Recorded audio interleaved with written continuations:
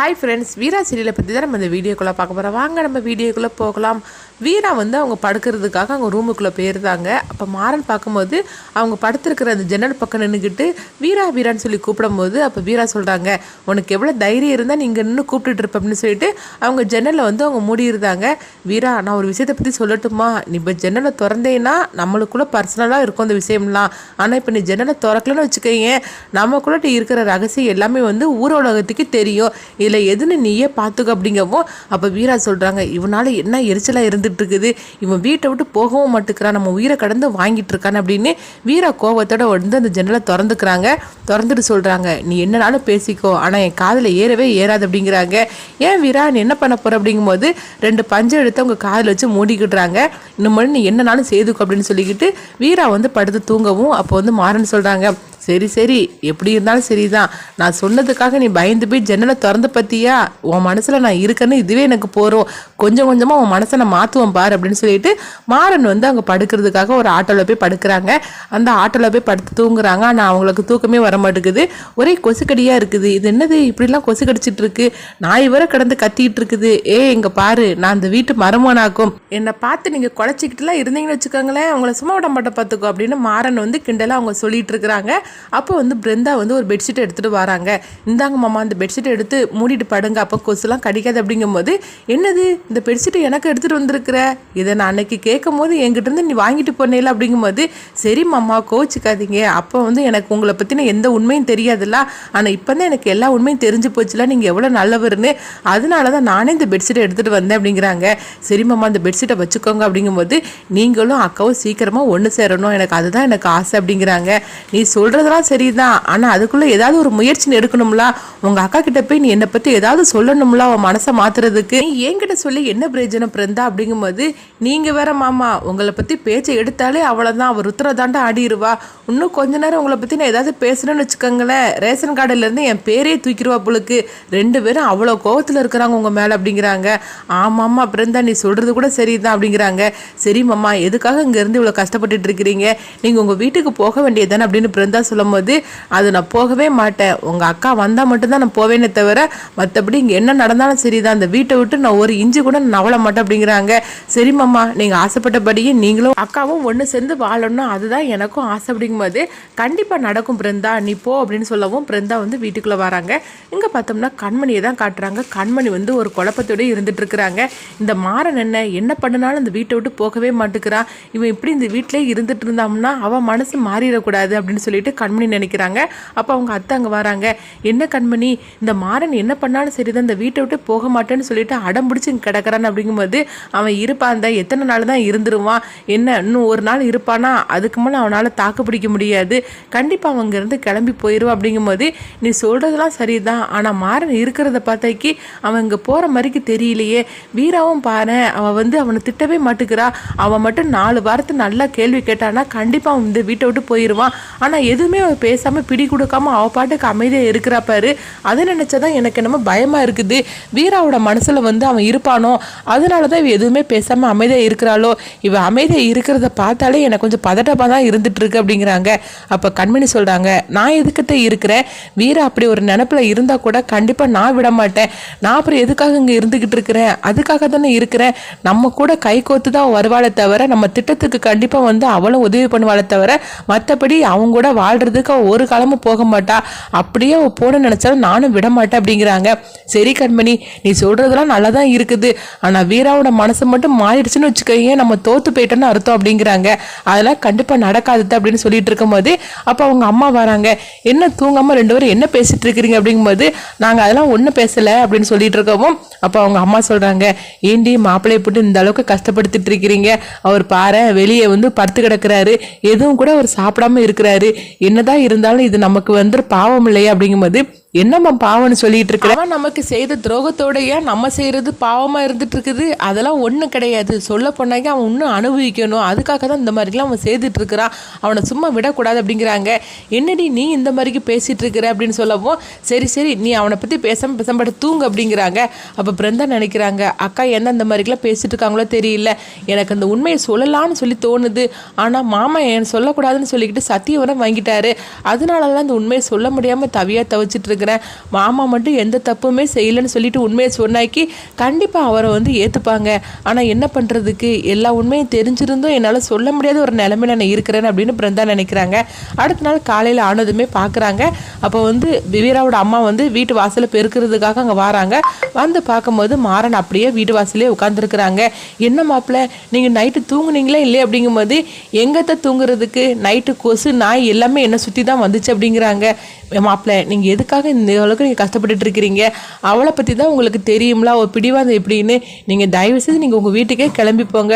சொல்லப்போனால் நேற்றுலேருந்து நீங்கள் சாப்பிடாம இருக்கிறீங்க அப்படின்னு சொல்லிட்டு இருக்கும்போது அங்கே பார்த்தோம்னா அந்த தெருவில் உள்ளவங்களாம் வராங்க. என்னங்க வீட்டு மாப்பிள்ளை இப்படி வாசலே உட்கார வச்சுட்டு இருக்கிறீங்க, இன்னும் ஒரு வீட்டுக்குள்ளே நீங்கள் கூப்பிடவே இல்லையா? அப்போ தம்பி, ராத்திரி போல் நீங்கள் வெளியே தான் படுத்து கிடந்து தூங்கிட்டு இருந்தீங்களா அப்படிங்கும்போது, நான் எங்கே தூங்கினேன், தூக்கம் வராமல் கொசு கடியில் நான் முடிச்சுலாம் உட்காந்துருந்தேன் அப்படிங்கிறாங்க. என்ன லட்சுமி அக்கா, நீங்கள் இந்த மாதிரிக்கு பண்ணிட்டு இருக்கிறீங்க? என்னதான் இருந்தாலும் அவர் உங்கள் மாப்பிள்ளை, அவர் எவ்வளோ பெரிய இடத்துல உள்ளவர், அவரை போய் இந்த அளவுக்கு நீங்கள் கஷ்டப்படுத்திட்டு இருக்கிறீங்களே, உங்கள் வீட்டுக்குள்ளே கூப்பிட வேண்டியது தானே, அவரை என்ன தப்பு பண்ணினாரு, இந்த அளவுக்கு அவரை போய் நீங்கள் இந்த மாதிரி தண்டனை கொடுத்துட்டு இருக்கிறீங்களே அப்படிங்கும்போது கண்மணி அங்கே வராங்க. கண்மணி சொல்கிறாங்க, பாத்தியாடா, ஒழுங்கு மரியாதை உன் வீட்டுக்கு போக வேண்டியது தானே, 4 பேர் இப்படி கேட்குற மாதிரிக்கு ஒரு நிலைமை நீ ஏற்படுத்திட்டே அப்படின்னு சொல்லும் போது வீராவும் வராங்க. பாத்தியா வீரா, நீ சொல்ல வந்துட்ட, இந்த வீட்டை விட்டே போக சொல்லுங்க, பாரு எல்லாரும் நம்மளை வந்து அவமானமாக பேச ஆரம்பிச்சிட்டாங்க, நாங்கள் எவ்வளவோ சொல்லிட்டோம் வந்து வீட்டை விட்டே போக மாட்டேன்னு இருக்கிறா, நீ சொன்னால் மட்டும்தான் வந்து வீட்டை விட்டே போவோம் அப்படின்னு சொல்லும் போது அப்போ வீரா சொல்கிறாங்க, ஏன் இந்த மாதிரிலாம் என் உயிரை வாங்கிட்டு இருக்கிற, அதான் என் கழுத்தில் தண்டனையாக ஒரு தாலியை கட்டிட்டே இல்லை, இதுக்கு பிறகு உனக்கு என்ன வேணும், ஒழுங்கு மரியாதை உன் வீட்டுக்கு போ அப்படிங்கும்போது பார்த்தோம்னா பக்கத்தில் எல்லாருமே வந்துருந்தாங்க. என்ன வீரா நீ இந்த மாதிரிலாம் பேசிட்டு இருக்கிற, அவர் என்னதான் இருந்தாலும் உன்னுடைய புருஷன், அவரை பற்றி நீ இந்த மாதிரிலாம் பேசலாமா, அந்த தம்பி என்ன தப்பு பண்ணினாரு, சொல்ல பண்ணாக்கி அந்த மாப்பிள்ளை கிட்ட இருந்து உன்னை காப்பாத்திருக்க தானே செய்திருக்கிறாரு, அப்போ இந்த தம்பி நல்லது தானே உன்னை பண்ணியிருக்காரு, நீ ஏன் இந்த மாதிரிக்கு இருக்கிற, பெரிய இடத்து பையன், சொல்ல பண்ணாக்கி உங்கள் வீட்டுக்கு வந்திருக்கிற 2 மாப்பிள்ளையும் அவ்வளோ பெரிய இடத்துல உள்ளவங்க, உங்களுக்கு கிடைச்ச மாப்பிள்ளையே இவங்கலாம் அப்படின்னு சொல்லும் போது கண்மணி சொல்கிறாங்க, அங்கே பாருங்க இந்த மாதிரிக்கெல்லாம் பேசிட்டு இருக்காதீங்க அப்படிங்கும்போது, என்ன கண்மணி நீ பேசாமல் அமைதியாக இருந்துட்டீரு, நாங்கள் அக்கம் பக்கத்துல எல்லாம் நாங்கள் பார்த்துட்டு தான் இருக்கிறோம், இவரும் சரி உனக்கு கணவராக வந்தவரும் சரி 2 பேருமே அவ்வளோ நல்லவங்க, அவ்வளோ பெரிய இடத்துல உள்ளவங்க, அவ்வளோ கௌரவமானவங்க, ஆனால் அவங்கள போய் எப்படி இது இந்த அளவுக்கு நீங்கள் வந்து அவமானப்படுத்திட்டு இருக்கீங்கன்னு தெரியல, இதெல்லாம் நல்லதுக்கு இல்லை. என்ன லட்சுமி அம்மா, நீங்கள் வந்து உங்கள் பொண்ணுகளை வந்து இதெல்லாம் கேட்க மாட்டீங்களா, இப்படி தான் உங்கள் பொண்ணுங்களெல்லாம் நீங்கள் வளர்த்துக்கிட்டு இருக்கிறீங்களா அப்படின்னு சொல்லவும் இதை கெட்டதுமே வந்து வீராவோட அம்மா வந்து ஆள ஆரம்பிச்சிருந்தாங்க. பார்த்தீங்களாடி, உங்களால் எனக்கு எவ்வளோ அவமானம்னு பார்த்தீங்களா, இதுக்கு மேலே எனக்கு என்ன அசிங்கம் தேவை, இதுக்கு மேலே நான் ஒரு நிமிஷம் கூட நான் உயிரோட இருக்க மாட்டேன், இதெல்லாம் கேட்கறதுக்காக நான் உயிரோட இருக்கணும், நான் உயிரோட இருக்க மாட்டேன் அப்படின்னு சொல்லிட்டு வீராவோட அம்மா கோவத்தோட அவங்க வீட்டுக்குள்ளே போகிறாங்க. போயிட்டு அவங்க ஒரு தப்பான முடிவு எடுக்கிறதுக்காக போகிறாங்க.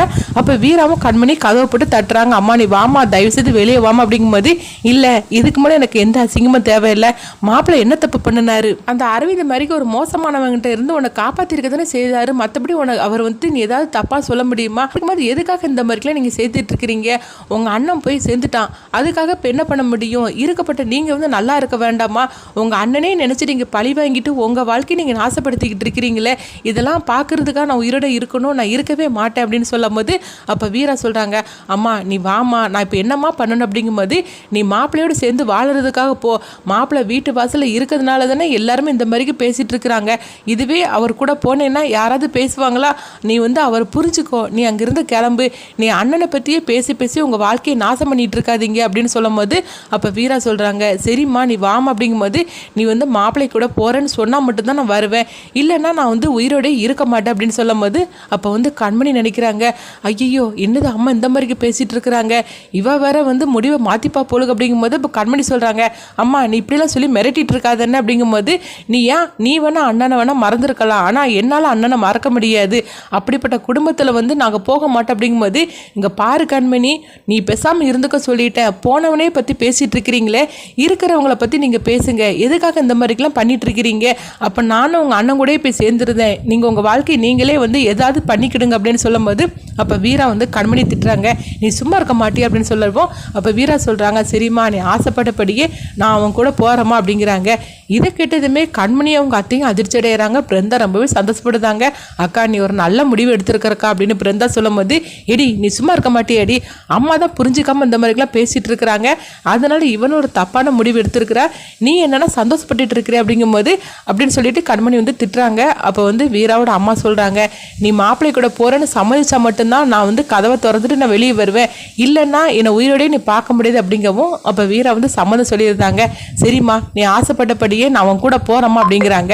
இதை கேட்டதுமே வந்து வீராவோட அம்மா வந்து கதவை திறந்துட்டு வராங்க.